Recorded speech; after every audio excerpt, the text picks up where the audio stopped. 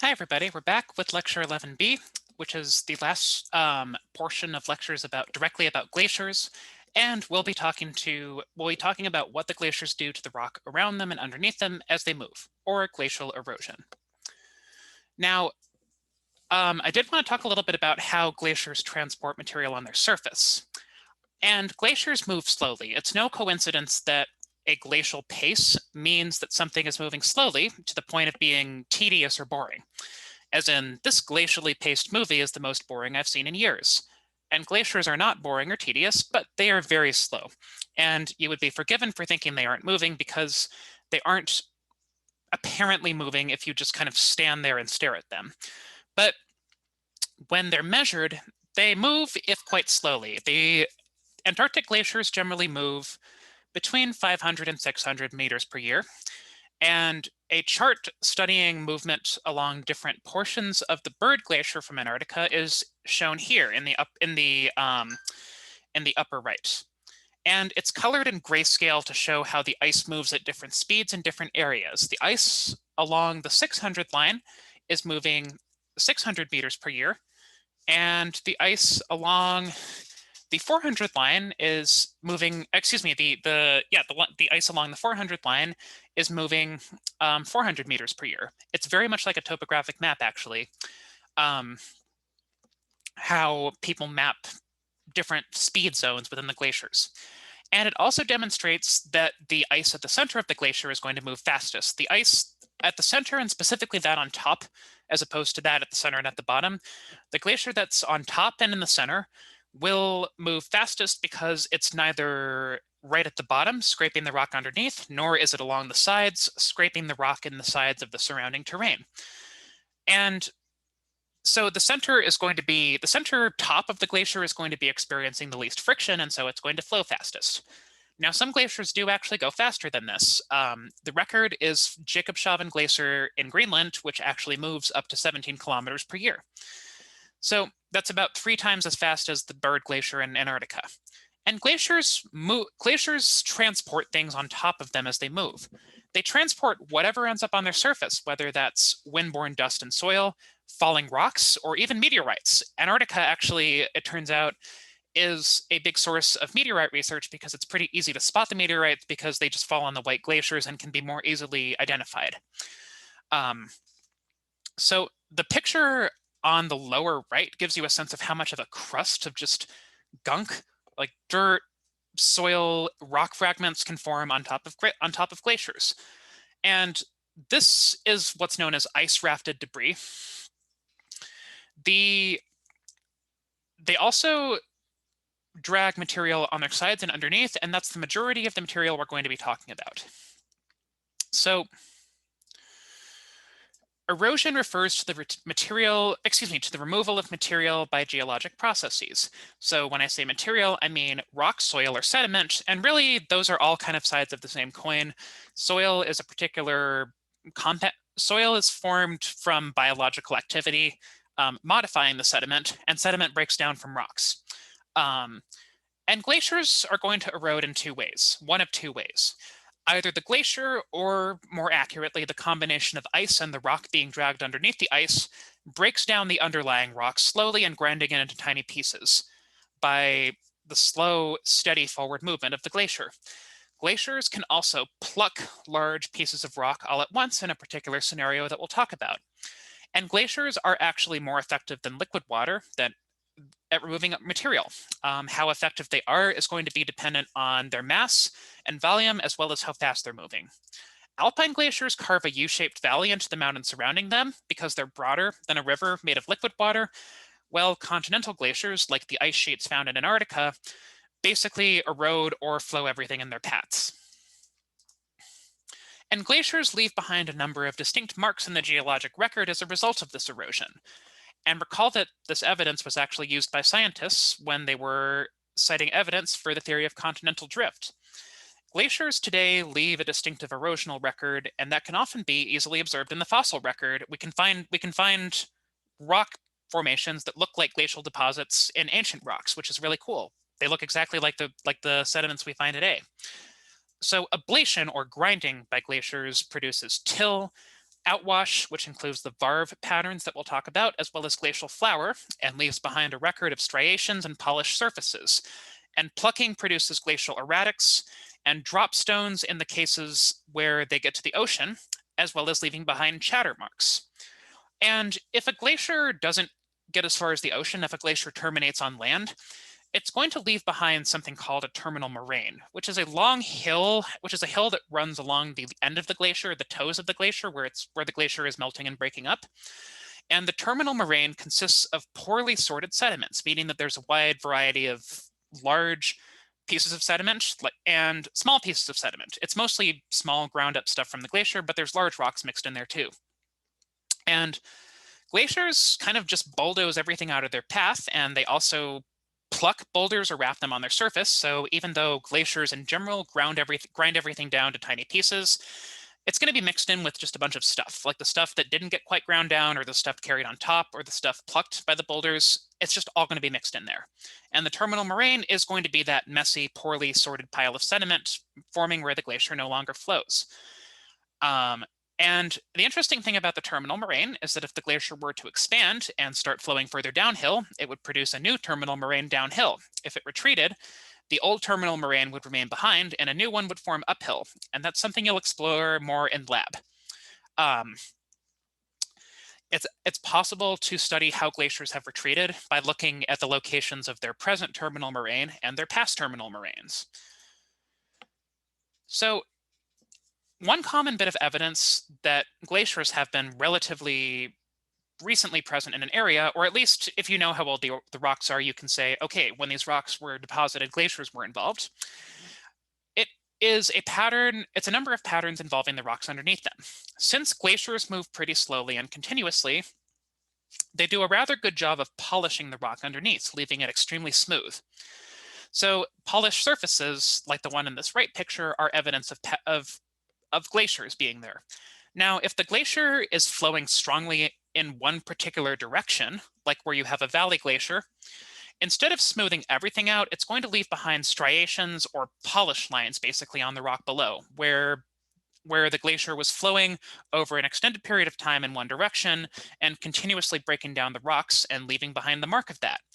And striations will turn into grooves if the glacier does this for long enough. And when I say grooves, I mean actual indentations in the rock, kind of like what happens to roads when cars drive over them for too long. If you have a relatively narrow road where the cars are all pretty much always going to be driving on the same part of the road, or say a dirt road, actually. A dirt road's a really good example because you'll often have cars trying to stick towards the middle and ruts will form along where the tires are usually going. The grooves left behind by glaciers are kind of like the ruts left behind by lots of tires on a dirt road. And again, we can see this in the rock record and get a sense that glaciers were there and that glaciers were flowing in a particular direction over a long period of time. Now, when a glacier flows over a more resistant mound of rock, this causes the pressure to build up since the rock will not give way. And the increased pressure allows some of the ice to melt. And that allows the glacier to start moving over the mound via basal slip. And as soon as the glacier passes the end of the resistant mound, the pressure will suddenly drop again. And this will cause the meltwater to suddenly freeze. That is going to make the glacier at least temporarily cold-based once it gets past this mound. And so the meltwater, which previously was allowing the glacier to move past, is now ice and is causing the glacier to be kind of stuck to the rock underneath it. And so the glacier, continuing to move forward, just pulls a piece of rock with it. A large chunk of the rock just gets pulled off by the force of the glacier moving forward, and that leaves behind a feature known as a chatter mark, which is a curved indentation where the rock was plucked. The chatter marks in this picture were formed when the glacier began to drop down the hill shown here. There's not a glacier anymore, but the glacier was flowing down here and there's a pressure drop because the glacier was no longer having to flow over this mound. And so that actually caused the water to freeze and caused plucking to occur. Remember, the pressure dropping is going to, if the pressure drops, that's actually going to increase the pressure melt temperature. That's going to make it so that there has to be a higher temperature for liquid water to exist. And so it's going to freeze all of a sudden with the sudden drop in pressure and tear the rock with it. And here's another diagram showing where pressure is high and low. The plucking occurs in the zone immediately after the mound where the pressure drops all of a sudden. The drop in pressure causes the pressure melt temperature to rise. Water can only be liquid at a higher temperature, and the ice then just freezes and takes the rock with it. As for the sediment produced by glaciers, the vast majority of it is known as till. And till is the sediment consisting of a mix of abraded rock and plucked pieces of rock carried under and bulldozed forward by the glacier and deposited at the terminal moraines that we spoke about earlier. And till is mostly fine-grained, since for the most part, glaciers abrade. They grind the rock underneath them, but it's going to contain lots of pieces of medium and large rocks removed by plucking or carried on top of the glacier. And so it's considered poorly sorted as a result of that. In sedimentology, poorly sorted means that there's a substantial mix of different sizes of sediment class. Like you've got a mix of sand sizes and boulder sizes even, and mud sizes. Glaciers also just kind of push everything out of the way. And so the terminal moraine is going to have pieces of large resistant rock removed by the glacier also. Now, when till is lithified, or when it becomes compressed into or when it forms an actual rock under time and pressure, it becomes known as diamictite. And diamictite is a sedimentary rock. It's distinctive for having a fine-grained matrix where you can't really see the individual pieces very well. And then there's some medium and larger pieces of rock just kind of floating in that matrix, kind of suspended in it.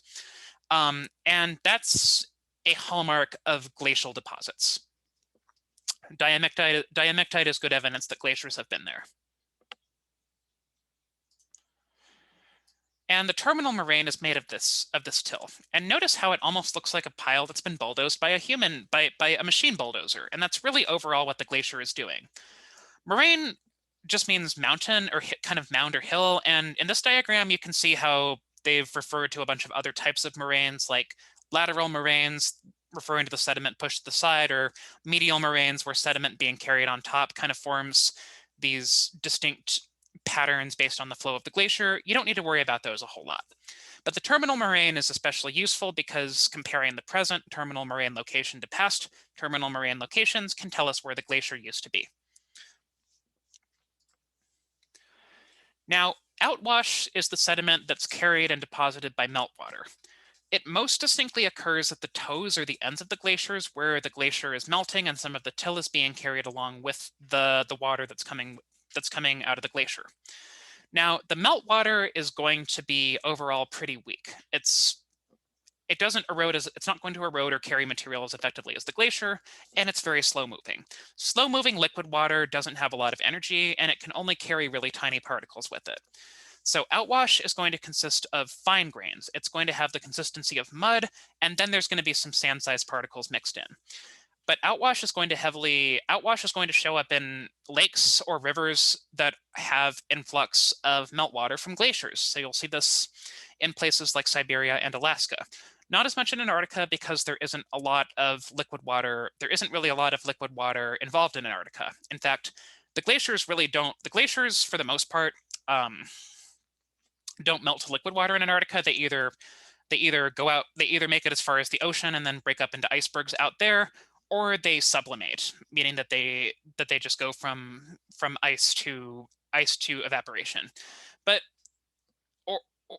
But even if they do melt, they don't produce enough to really produce a significant amount of that. But you see a lot of this in alpine glaciers. And something interesting that can happen is that in lakes that have a large amount of input from glacial meltwater, we will sometimes see outwash in the lake sediments. Not as common in Antarctica, but in areas where glaciers experience different amounts of melting seasonally, we can have a pattern known as varves forming. And varves are alternating light and dark layers of sediment from lacustrine or lake environments. And they indicate a seasonal cycle. In the summer, when the glacier nearby is being warmed more by the sun and is thus melting more, the meltwater is carrying more outwash from the lake. The outwash has silt and sand eroded from the glacier's underlying rock, and glaciers are quite effective at taking everything with them, including a lot of silica. And the sediments deposited by the glacier are going to be generally lighter colored and more rich in silica than the usual dark colored lake mud deposits. Now, in the winter, when the glacier isn't melting as much, there won't be as much of this light-colored outwash ending up in the lake, and it'll be dominated by the lake sediment, which is going to be brown, goopy stuff, heavy inorganic matter. One thing I want you to notice is that in this lithified pattern of Varves, this is from lake sediments where there's evidence that glaciers were feeding into them. The white layers are thicker. The white layers are from the summer when meltwater is carrying glacial material in, and they're a lot thicker than the brown layers, which form in the winter when there's only lake sediment. And there is a lot more sediment coming from the outwash from the glacier than there is just lake sediment accumulating without the influx of the glacier sediments. So they can study things like how warm different summers were compared to one another, because warmer summers will produce more melting and thus thicker white layers. And they can look at how long the pattern goes on for, or whether it comes and goes. Varves tell us a lot about glacial history. Now, some of the material that is ground down by glaciers is actually so tiny that it stays suspended in the water even when the outwash, reaches calmer, large lakes and ocean bays. And normally sediment just gets carried to the bottom, but glaciers actually can grind sediment down so much that you get just a lot of silt that stays suspended in the water. And this is Glacial Flower, named because it's fine and really fine grained stuff. It largely consists of crystals of quartz, which is the mineral form of silica. Quartz, the chemical formula for quartz is SiO2. And that's the quartz, which is from the rocks the glacier was going over. You find quartz in granite and in most continental crust rocks. That's being ground down by the glacier. And quartz is normally quite a hard mineral. It doesn't erode very easily. It's really hard to chemically break it down. And it's normally harder to break quartz into pieces smaller than sand. The beaches near where Santa Barbara is are composed of pieces of quartz mostly. That sand is quartz sand from eroding from mountains. And normally quartz doesn't get broken down much smaller than that, but glaciers actually manage to grind quartz down to clay size, which is pretty remarkable for me as a geologist. And so glaciers erode enough quartz, they grind enough sediment, enough quartz down to silt size that it ends up in the water and ends up coloring the water differently. The water full of this quartz, this glacial flower, ends up turning a distinct turquoise color because of what happens to the light when it shines through water that's full of suspended sediment. And so this turquoise color is a common thing you see in lakes or ocean bays sometimes, that have glaciers feeding into them. You'll see this in Iceland or Alaska or Siberia or other places where there's a lot of glaciers. Not as much Antarctica, because Antarctica doesn't have nearly as much in the way of liquid water lakes. But the larger pieces, so we talked about the smallest pieces in that last slide. As for the larger pieces, some of them consist of the larger plucked pieces on the bottom, while some are carried on top of the glacier. And they're known as glacial erratics, and they're often referred to as such because today we live in a time period in which glaciers have heavily retreated. We sometimes find rocks that are clearly not from the surrounding area based on rock type, and they're also often far from mountains. And these rocks are often large pieces large boulders just sitting there on ground that is otherwise composed of sand or mud-sized particles. It isn't really obvious how they got there until you consider that glaciers were covering the area before. That glaciers had the energy to carry large boulders, but the glaciers aren't there anymore. So now that the glaciers have melted, they've left behind just some pieces of rock that were being carried along by them. So these large rocks are known as glacial erratics, and you'll see them being carried on top of glaciers, and you'll also see them just plopped down in areas that used to have glaciers relatively recently, but where the glaciers have since melted. Like a lot of areas of Alaska and Siberia where glaciers have retreated, as well as central North America, where glaciers covered all of Canada pretty much, and a lot of the central northern United States until pretty darn recently. Now, remember that glaciers do reach the ocean sometimes. Glaciers in Antarctica especially there's enough accumulation even along the coastlines that the glacier continues to move outward on the ocean as an ice shelf. Now, those ice shelves will sometimes have large pieces of boulders just kind of stuck underneath them, bits of large rock that were picked up or plucked by the rock that get carried by the ice shelf as it moves out to the ocean. The pieces of rock stuck in the ice get carried out over the ocean farther and farther until the glacier starts to melt, or until the iceberg that broke off from the glacier that's carrying the rock starts to melt, as shown in this particular diagram. And the interesting thing is that ocean sediment out in the deep ocean is usually pretty fine-grained. You have the sand at the beaches where you have wave energy moving sand around, and then further out where the water is calmer, the ocean floor consists of mud and oozes, like limestone oozes and silica oozes. And so ocean mud is going to be really smooth, fine-grained, and it's going to be layered. Now, this is an example of how in the rock record, we have just a large rock just seemingly randomly plopped down into these otherwise really nice layers of sediment. And that's a dropstone. That's from where a glacier, or rather an ice sheet from a glacier extending out over the ocean, actually dropped a large rock that had been eroded far inland and carried all the way by the glacier and then by the ice sheet over the ocean. Once it melted, it plopped it down into the ocean sediment.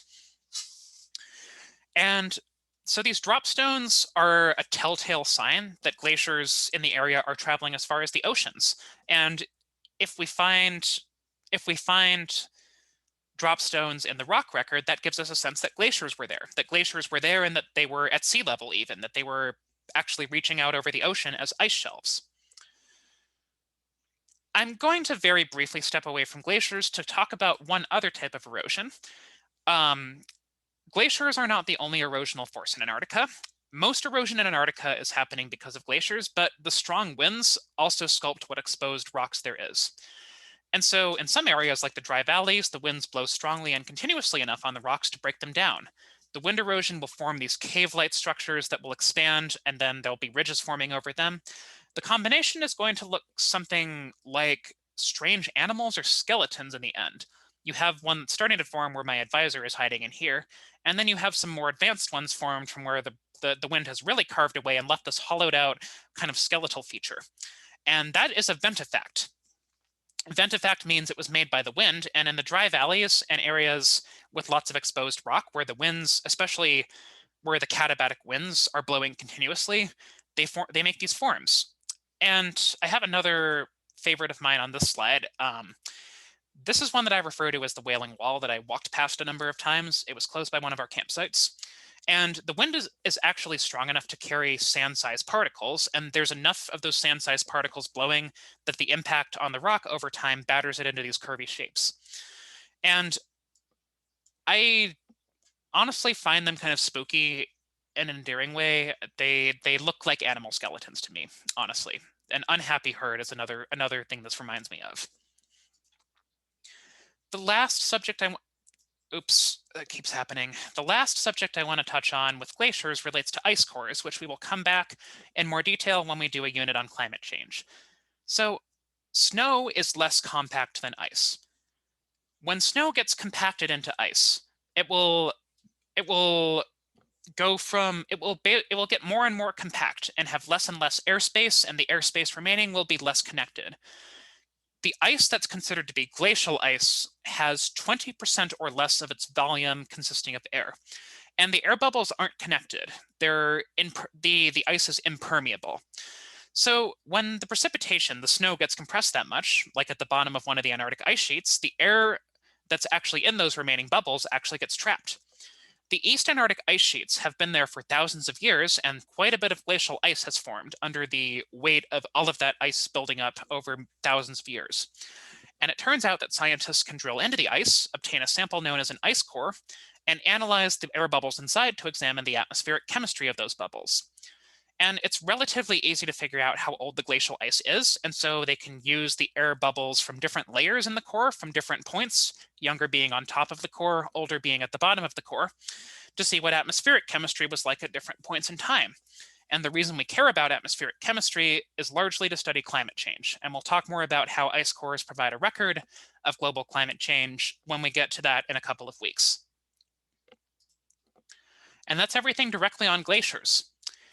We will begin talking about the human history of Antarctica much more next Wednesday, and in office hours that day, there's going to be a review session focused on the material from this lecture and Lecture 10. Remember that there's no lecture being released on Monday. I hope you get a chance to enjoy the long weekend, and take care.